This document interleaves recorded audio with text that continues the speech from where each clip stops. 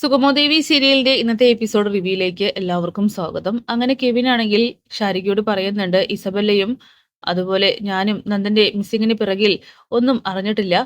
പിന്നെ എന്റെ ബലമായ സംശയം ചന്ദ്രോത്ത് വീട്ടുകാർ തന്നെയാണെന്ന് പറയുമ്പോൾ അങ്ങനെയൊന്നുമില്ല, ഒരിക്കലും അവരായിരിക്കില്ല എന്ന് ശാരിക തറപ്പിച്ച് പറയുകയാണ്. ശാരി, നിനക്ക് അവരെക്കുറിച്ച് ശരിക്കും അറിയാത്തത് കൊണ്ടാ.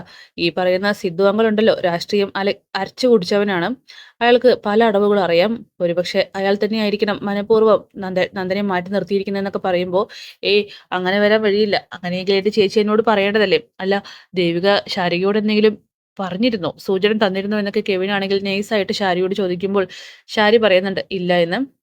പിന്നീട് കെവിൻ പറയാണ്, ഞാനും ഇസബല്ലയും അവനെ തെരഞ്ഞു നടക്കുക തന്നെയാണ്. ഇസബല്ലയ്ക്കാണെങ്കിൽ ആകെ ഭ്രാന്ത് പിടിച്ച അവസ്ഥയാണ്. ഇനിയിപ്പോ നന്ദനെ കിട്ടുകയാണെങ്കിലും അവരെ വിട്ടുകൊടുക്കാനൊന്നും പോകുന്നില്ല. ഇപ്പോ ആകെ കഷ്ടത്തിലായത് ആ ഋഷിയുടെ കാര്യമാണെന്ന് പറയുമ്പോൾ ഷാരി ചോദിക്കുന്നുണ്ട്, എന്ത് ഋഷിയുടെ കാര്യം? അയാൾ മരിച്ചുപോയില്ലേ? അല്ല, മരിച്ചുപോയത് കഷ്ടത്തിലായതെന്നാ ഉദ്ദേശിച്ചെന്നിങ്ങനെ പറഞ്ഞ് കെവിൻ ആണെങ്കിൽ നൈസായിട്ട് തടിയൂരുകയാണ്. അങ്ങനെ ഷാരിക്കാണെങ്കിൽ ചെറിയൊരു ഡൗട്ടൊക്കെ തോന്നുന്നുണ്ട്. മാത്രമല്ല രണ്ടാൾക്കും മനസ്സിലാവാണ് പരസ്പരം പഴിക്കുന്നത് പോലെയല്ല കാര്യങ്ങൾ. ഈ രണ്ട് കൂട്ടരല്ല ഋഷിയുടെയും നന്ദന്റെയും മിസ്സിങ്ങിന് പിന്നിലെന്ന്.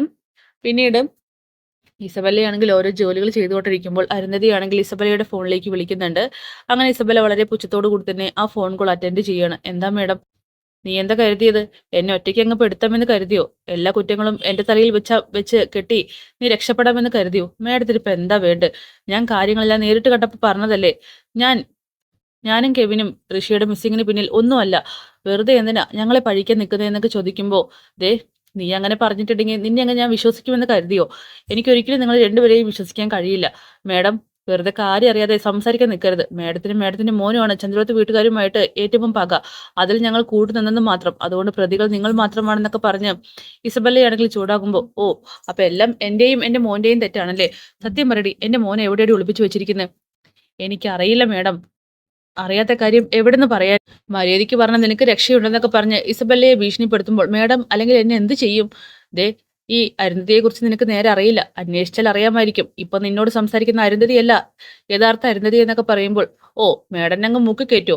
ഇസബല്ലയും സാധാരണക്കാരിയല്ല മേഡം. ഇസബല്ലയെ കുറിച്ച് അന്വേഷിച്ചാൽ മേഡത്തിനും അറിയാൻ കഴിയും. ദേ നോക്ക്, ഒരുപാട് തവണ ആവർത്തിച്ച് ആവർത്തിച്ച് പറഞ്ഞു കഴിഞ്ഞു ഞങ്ങളല്ല ഇതിന് പിന്നിലെന്ന്. എന്തായാലും നിങ്ങൾക്ക് ബോധ്യപ്പെടുത്താൻ കുറച്ച് ബുദ്ധിമുട്ടാണെന്ന് മനസ്സിലായി. അങ്ങനെ മേഡത്തിന് എന്തെങ്കിലും സംശയം ഉണ്ടെങ്കിൽ മേഡം കൊണ്ട് ചെന്ന് കേസ് കൊടുക്കുന്നു പറയുമ്പോൾ, കേസ് കൊടുക്കൊന്നും വേണ്ട, എന്നെ SP ഓഫീസിൽ നിന്നും വിളിച്ചിരുന്നു. അങ്ങനെ ഇസബല്ലയാണെങ്കിൽ ഒന്നും മിണ്ടുന്നില്ല. എന്ത്? എന്താടി, നിന്റെ നാവ് ഇറങ്ങിപ്പോയോ? എന്നെ SP ഓഫീസിൽ നിന്നും വിളിച്ചിരുന്നുവെന്ന്. ഞാനെന്തിനാ പേടിക്കുന്നത്? SP ഓഫീസിൽ നിന്ന് വിളിച്ചിട്ടുണ്ടെങ്കിൽ മേഡം പോണം. നന്ദനെ കുറിച്ച് ഉള്ള കാര്യങ്ങൾ അന്വേഷിക്കാൻ വേണ്ടിയിട്ടാണ്. ആ, മേഡം ചെല്ല്. അതിന് എന്നെ വിളിച്ചിങ്ങനെ ചൂടായിട്ടും വളവളാന്ന് സംസാരിച്ചിട്ടും വല്ല കാര്യമുണ്ടോ എന്ന് പറഞ്ഞുകൊണ്ട് ഇസബല്ലയാണെങ്കിൽ ഫോൺ വെക്കുകയാണ്. പക്ഷെ അവൾക്കാണെങ്കിൽ നല്ല പേടി തോന്നുന്നുണ്ട്. കാരണം കാര്യങ്ങൾ തന്റെ പാപ്പനിൽ നിന്നും കൈവിട്ടു പോയെന്ന് ഇസബല്ലയ്ക്ക് ബോധ്യപ്പെടുകയാണ്. പിന്നീട് ശാരികയാണെങ്കിൽ ദേവികയോട് പറയുന്നുണ്ട്, ചേച്ചി, ഈ കെവിനും ഇസബല്ലയുമല്ല നന്ദേട്ടന്റെ ഇപ്പോഴത്തെ മിസ്സിങ്ങിന് പിന്നിലെന്ന് പറയുമ്പോൾ, എനിക്ക് ഇസബല്ലയ്ക്ക് ഇതിന് പിന്നിൽ കൈ ഉണ്ടെന്ന് തന്നെയാണ് തോന്നുന്നതെന്നിങ്ങനെ ദേവിക തറപ്പിച്ച് പറയുന്നു. കാരണം അവൾ നമ്മളുടെ പ്ലാനിങ് അറിഞ്ഞ് മുൻകൂട്ടി കളിക്കുന്നതായി ആണെങ്കിലോ? ചേച്ചി, അങ്ങനെയൊക്കെ ഞാനും കരുതിയിരുന്നു. പക്ഷെ ഇന്ന് എനിക്ക് ഉറപ്പുണ്ട് അവർ രണ്ടുപേരും ഇതിന് പുറകിലില്ല. അതെങ്ങനെ നീ ഇത്ര ഉറപ്പിച്ചു പറയുന്നത്? ഇതിനു മുന്നേ നീ ഇതുപോലെ ഒരുപാട് ഉറപ്പുകൾ തന്നതാണ്. അതൊക്കെ സത്യമായിട്ടേ ഉള്ളൂ. സത്യം പറയടി, ഇതിന് പിന്നിൽ നിനക്ക് എന്തെങ്കിലും ബന്ധമുണ്ടോ? ആരെങ്കിലും ആയിട്ട് നീ ബന്ധത്തിലുണ്ടോ എന്നൊക്കെ ചോദിക്കുമ്പോൾ, ചേച്ചി, ഞാൻ പറയുന്ന കാര്യങ്ങളൊക്കെ സത്യമാവാറുണ്ടല്ലോ, അതുകൊണ്ട് തന്നെ പറയുന്നതാ. വിശ്വസിക്കാവുന്ന ഉറവിടങ്ങളിൽ നിന്ന് കിട്ടുന്ന വിവരം മാത്രമേ ഞാൻ പങ്കിടാറുള്ളൂ. ചേച്ചി എന്നെ വിശ്വസിക്കും. എന്റെ ബലമായിട്ടുള്ള സംശയം മറ്റാരോ ഇതിന് പുറകിലുണ്ടെന്നൊക്കെയാണെന്ന് പറയുമ്പോൾ ദേവികയാണെങ്കിൽ ആകെ ഷോക്കാവുന്നു. ശരി, നീ എന്താ ഉദ്ദേശിക്കുന്നത്?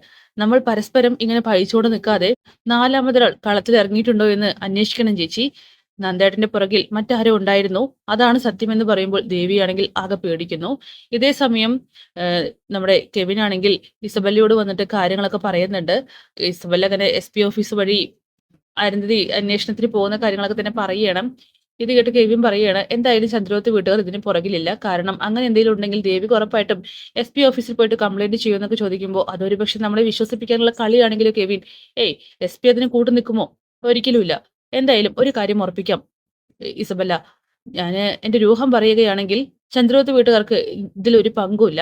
നീ കുറെ ദിവസമായല്ലോ ഈ യൂഹം പറയാൻ തുടങ്ങിയിട്ട്. സത്യം പറയടാ, നീ ചന്ദ്രോത്ത് വീട്ടിലേക്ക് പോയിരുന്നോ? അതോ അവിടെ നിന്ന് ആരെങ്കിലും നിനക്ക് സ്പൈ വർക്ക് ചെയ്യുന്നുണ്ടോ? പറയടാ എന്നൊക്കെ പറയുമ്പോൾ, ദേ, ഞാൻ പറയുന്നത് എന്റെ ഊഹാപോഹങ്ങൾ മാത്രമാണ്. അല്ലാതെ എനിക്ക് ആരും ഒന്നും പറഞ്ഞു തന്നിട്ടല്ല.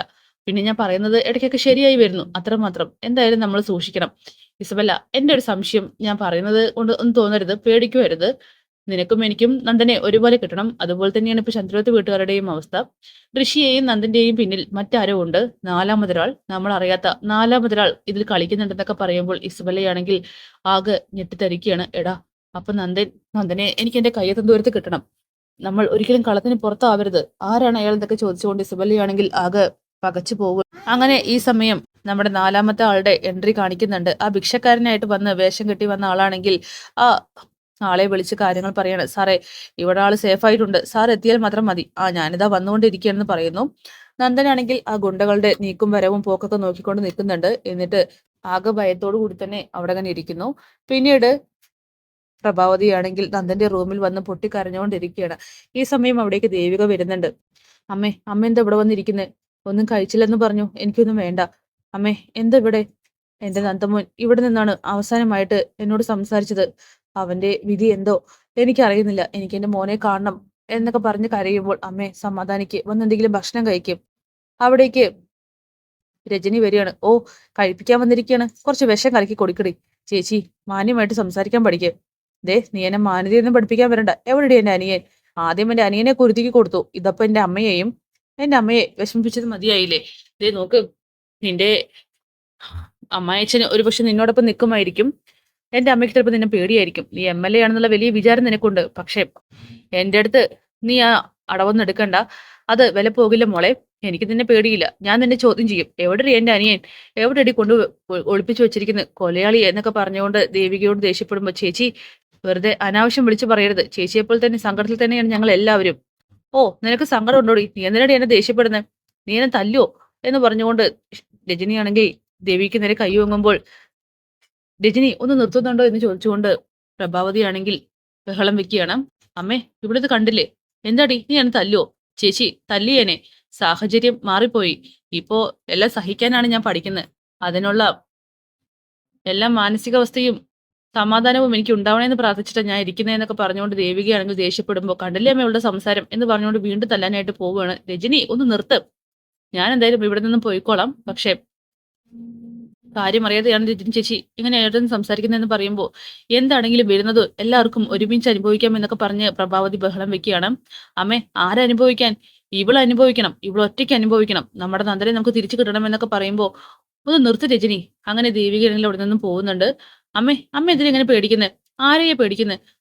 രജനി, ഇത്തിരി സമാധാനം എന്താ എന്ന് പറഞ്ഞുകൊണ്ട് പ്രഭാവതി ആണെങ്കിൽ പൊട്ടിക്കരയാണ്. ഈ സമയം രജനിയാണെങ്കിൽ അവരെ സമാധാനിപ്പിക്കുന്നുണ്ട്. അമ്മേ, അത് പിന്നെ എന്റെ കൺട്രോൾ പോയി എന്നൊക്കെ പറഞ്ഞുകൊണ്ടാണ് അവള് പ്രഭാവതിയെ സമാധാനിപ്പിക്കുന്നത്. അങ്ങനെ ആ ഒരു നാലാമതൊരു അവള് നന്ദനെ പാർപ്പിച്ചിരിക്കുന്ന സ്ഥലത്ത് എത്തുകയാണ്. ഈ സമയം നന്ദനാണെങ്കിൽ അവിടെയുള്ള ഗുണ്ടകളോട് ചോദിക്കുന്നുണ്ട്, ആരാ ആരാ നിങ്ങളൊക്കെ എന്ന്, എന്തിനാ എന്നെ ഇവിടെ കൊണ്ടുവന്നിരിക്കുന്നതെന്ന് ചോദിക്കുമ്പോൾ, അതിനുത്തരം ഞാൻ പറഞ്ഞാൽ മതിയോ എന്ന് ചോദിച്ചുകൊണ്ട് അവിടേക്ക് അയാൾ എത്തുകയാണ്. ആരാ നീ?